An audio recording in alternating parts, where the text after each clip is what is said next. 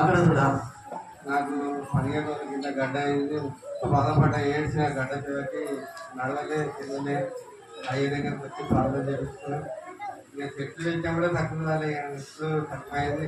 అది 15 వరకు కానీ అలానే కరిగిపోయింది. గణపతి ద్వారా అయ్యా ప్రార్థన ద్వారా చెట్లకు వచ్చి బాగా గడ్డ అయినది, బాగా పాపం బాధ పడాలి. నాకు కూడా బాధ అనిపించినది. మరి నాతో ఎందుకు చెప్పలే, వారం రోజులు అవుతాయంటే అయ్యో చెప్పొద్దా, మంగళవారం ఉపవాసం ప్రార్థన ఫోన్ చేసినాడు. అయ్యో నాతో చెప్పొద్దా అంటే ఇంటికి వచ్చినాడు. కొంచెం సలహా ఇచ్చిన ప్రార్థన ద్వారా దేవుడు గడ్డలు కలిగించాడు. దేవుడు ఇచ్చిన సాక్షి దేవుడు దీవించినాక చెప్పాలి. మంగళవారం రోజు రాత్రి సోమవారం మొదలు బాగా తక్కువ ప్లేస్ మరి ప్రార్థన చేసుకున్నా కొద్దిగా తక్కువ ఉన్న టైంలో మరి ఎక్కడ గుడ్లు బాగా తల వస్తుంది. ఆ రోజు మంగళవారం రోజు ఇక్కడ వచ్చి ప్రార్థన చేసుకున్నా. మరి ఎక్కువ కడిపోయి కొన్ని నీళ్ళు తాగి ముఖం కడుక్కొని ఇక్కడ వచ్చి ప్రార్థన చేసుకున్నప్పుడు మరి నాకు పెద్దగా ఒక నీళ్ళటానికి అందులో ఒక 3 మనుషులు మరి అలా నాకు నీళ్ళు ఇచ్చినట్టుగా నేను తాగినట్టుగా దేవుడు నాకు ఇక్కడ దర్శనం ఇచ్చిన తాగినా మరి తక్కువైంది. మళ్ళీ కొద్దిసేపు అయినాకనే నాకు కడుపులో నొప్పి బాగా కడుపు నొప్పి లేస్తుంది. కూర్చున్నాం అనుకుని కూడా నాకు కూర్చోనికి వస్తలేదు. ప్రభు అయ్యింది అనుకుని ఇక్కడ పండుకొని నేను ప్రార్థన చేసుకుంటున్నా. అయ్యా నువ్వు నన్ను కూడా నన్ను బాగు చేయాలని ఇక్కడ నేను పండుకున్నా. కూర్చుంటే కూడా నాకు కూర్చోనికి కూడా వస్తలేదు. పండుకుంటే మరి దర్శనం నాకు ఏదో ఒక ప్రార్థన ఇంటి దగ్గర చిన్నగా ఒక చిన్న ఎత్తుకొని మరి ఒకరు ఎవరో ఇద్దరు ఎత్తుకొచ్చి అక్కడ పడిపోయిండ్రు.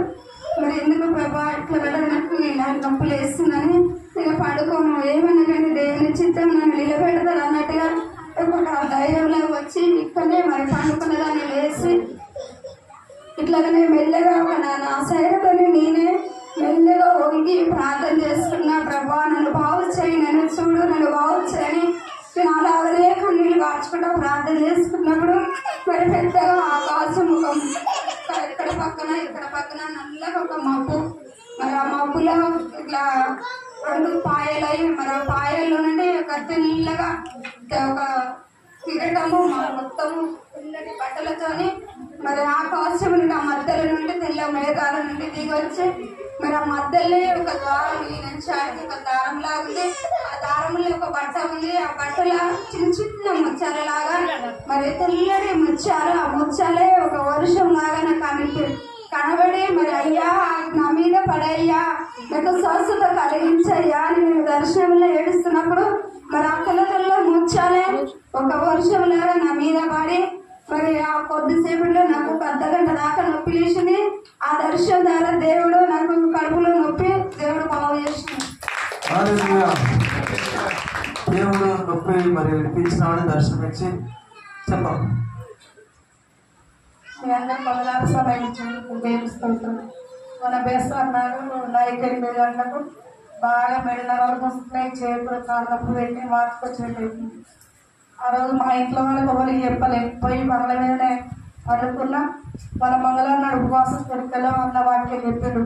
దేవుని స్తుతించడం మంచిది, ఆయన కీర్తించడం మంచిది అని ఆ వాక్యము ఆయన ప్రచురించడం మంచిదని ఆ వాక్యం రాత్రంతా ఇట్లా స్తుతించాలని చెప్పినప్పుడు ఆ వాక్యం నా జీవితంలో ఆధారం చేసుకొని దేవుని స్తుతించుకుని పడుతున్నప్పుడు నాకు వాంతి రాలేదు, తక్కువైంది.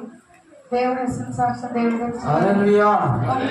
సోమవారం రోజు ఏమైందంటే ఇక్కడ మా గోవానికి అయ్యి వదిలిన చెట్టు మీదకి వేరే మండకు పెద్ద తీగలు ఇట్లా వేరే చెట్టు పెట్టింది. ఎంత పొగ పెట్టినా పోతలేదు.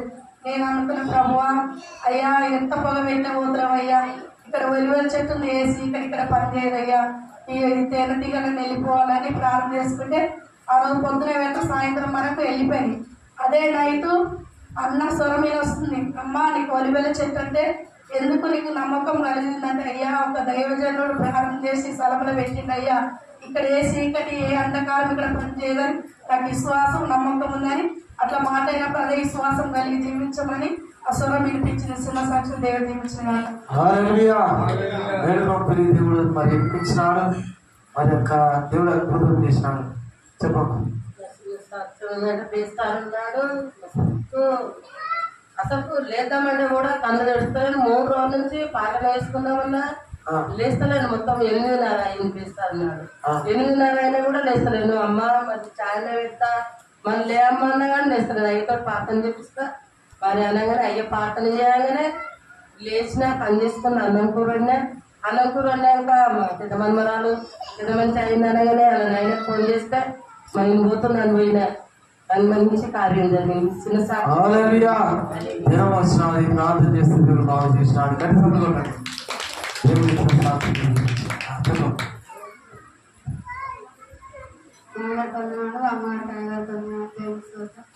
సాక్షి ఏంటంటే మన 20 రోజుల కింద ఇప్పటికి 20 రోజులు అవుతుంది. మన 10 రోజుల కింద మా చెల్లె మా పులపని తీసుకొని పోతే చాలా దొరుకుతలేదు. 10 రోజులు అయింది. తీసుకుపోయి 10 రోజులు అయినా కూడా ఎక్కడున్నా కూడా అడ్రస్ దొరుకుతుంది. అంతా ఎక్కినా కూడా ఇక్కడ ఉంది అక్కడ ఉంది అంటారు కానీ మస్తు డబ్బులు ఖర్చు పెట్టుకుని తిరిగినా రాజకవర్ తిరిగినా కూడా దొరుకుతలేదు.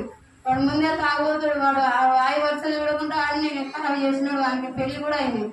వానికి వాళ్ళ అక్క కూడా అట్లా చేసింది. వానికి మన తల్లి కూడా వేరే తీసుకొని పోయింది. తీసుకుంటాడు తేడా ఏడా అనిపేసి తెలియదు కానీ మా వాళ్ళు మేమందరం అక్కడ మా అమ్మల ఇంటి దగ్గరనే చెప్పుకుంటే మా వాళ్ళందరూ రాత్రి పగలంతా కార్లు కట్టుకొని పోయినా కూడా ఎక్కడ దొరికినా కూడా ఎత్తికినా కూడా ఎక్కడ అడ్రస్ కూడా దొరకలేదు. అసలు కొంచెం ఇక్కడ ఉన్నాను కూడా అసలు దొరకలేదు. ఎక్కడ ఉన్నా కానీ మా అయ్యగారితోనే ఇక్కడికి వచ్చి మళ్ళీ అక్కడ సిప్పేరు నుంచి మా దగ్గరికి వచ్చి అయ్యగారితో కూడా ఇంటి దగ్గరికి వచ్చి చెప్పినా కూడా మళ్ళీ అక్కడికి వెళ్ళినాం. మా అమ్మ ఇంటికి వెళ్ళి అక్కడ పోయినా కూడా 10 రోజులకు అట్లా తీసుకొచ్చిరు. మళ్ళీ అయ్యగారి ఫోన్ కూడా మా అయ్య వచ్చిందని చెప్పినా మన స్టేషన్ కూడా ఏమంటుందంటే మా అమ్మ నాయన అక్కడికి పోను కానీ ఆయనతోనే పోతానని అంటుంది. నేను సంతకం పెడతా మా వాళ్ళని జైలుకి పంపించాలని మా అన్న అంటుంది. మా తల్లి అంటుందని అంటుంది. లాయర్ ఏమంటుందంటే నేను సంతకం పెడతామ్మా మీ అందరూ మీ వాళ్ళని జైలుకి పంపిస్తా అంటూనే అంటున్నాడు. వాళ్ళందరూ అక్కడ వేస్తున్నారు. నేను ఇక్కడికి ఒక పైన ఆధారం సాక్షి చేస్తా అనుకున్నా.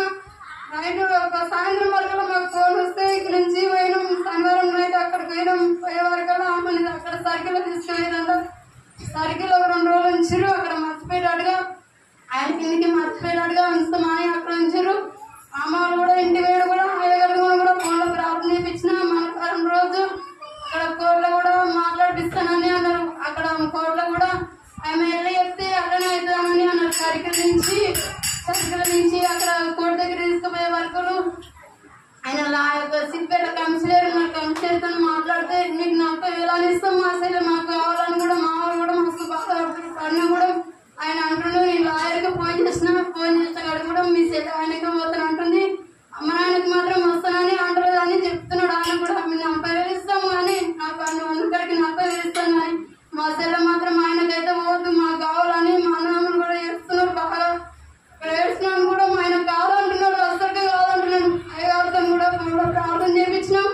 20 నిమిషాలకి అక్కడ కౌన్సిలర్ చూసి నువ్వు కోట దగ్గర రాని మా నాన్నలకు ఫోన్ చేసి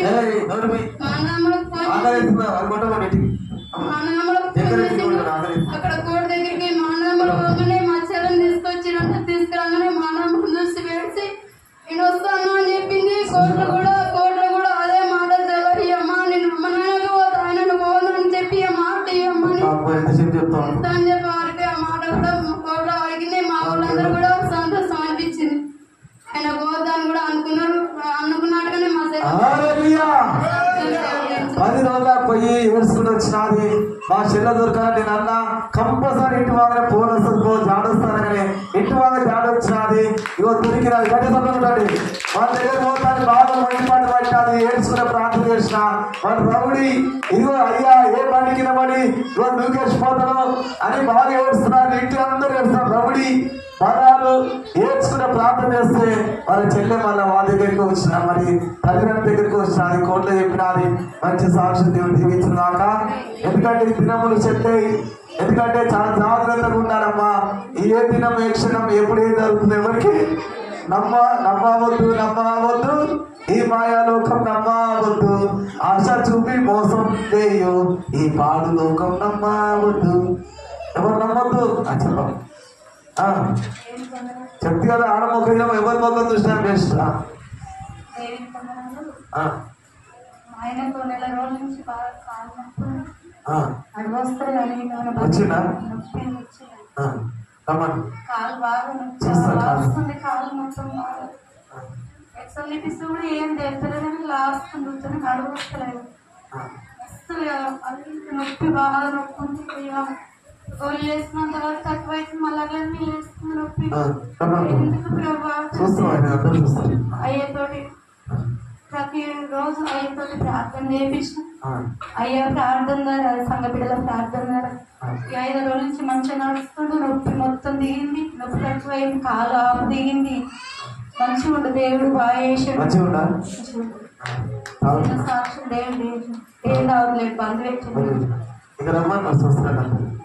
కాలు నొప్పి బాగా వస్తాను, కాలుష్యం తక్కువ, కాలుష్యం గది బాధ చెప్పు, అదే రోగం లేదు.